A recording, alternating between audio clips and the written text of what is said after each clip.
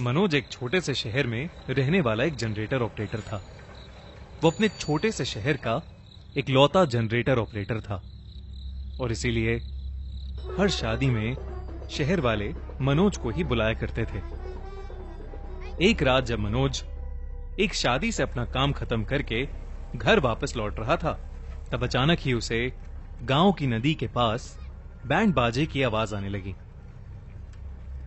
वो ये सुनकर बहुत हैरान हुआ, क्योंकि नदी के पास वाली जमीन एक दलदल बन चुकी थी और कई लोगों की उसमें धंसने की वजह से मौत भी हो चुकी थी। मनोज ने अपनी साइकिल घुमाई और नदी के पास देखने गया कि आखिरकार इतनी रात गए किसकी बारात इतने खतरनाक रास्ते से जा रही थी। मनोज जैसे ही नदी के पास पहुंचा, उसकी आंखें फटी की फटी रह गईं। उस नदी के पास एक बारात जा रही थी। बाराती बहुत ही खुश थे और नाच गा रहे थे, मगर सभी बाराती इंसान नहीं बल्कि भूत लग रहे थे, जैसे न जाने कितने वक्त से मरे हुए हों।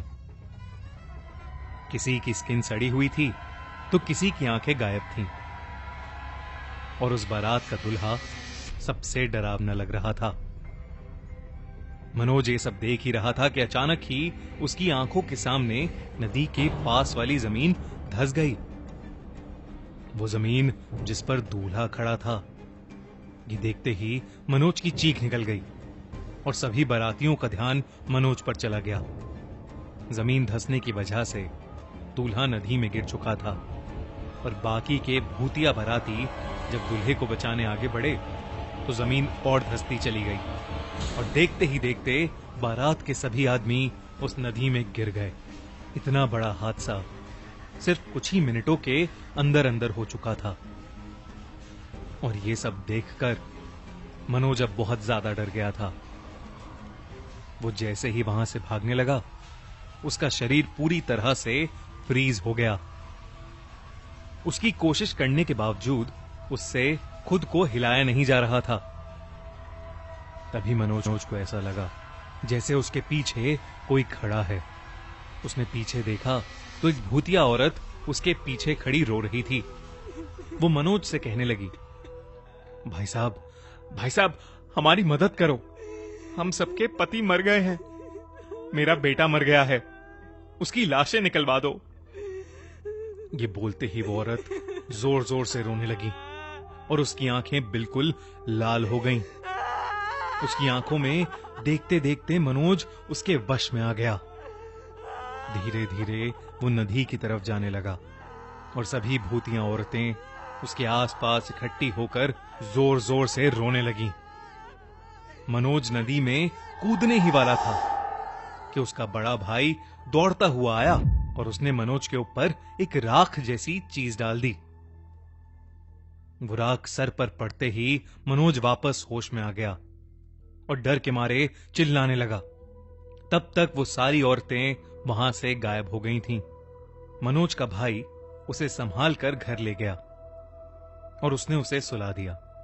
सुबह होते ही मनोज की दादी उसके पास आकर बैठी और उसे यह बताया कि जब वो 6 साल की थीं, तब उन्होंने सुना था कि नदी के पास से गुजरने वाली एक बारात के सारे मर्द नदी में गिरकर मर गए थे।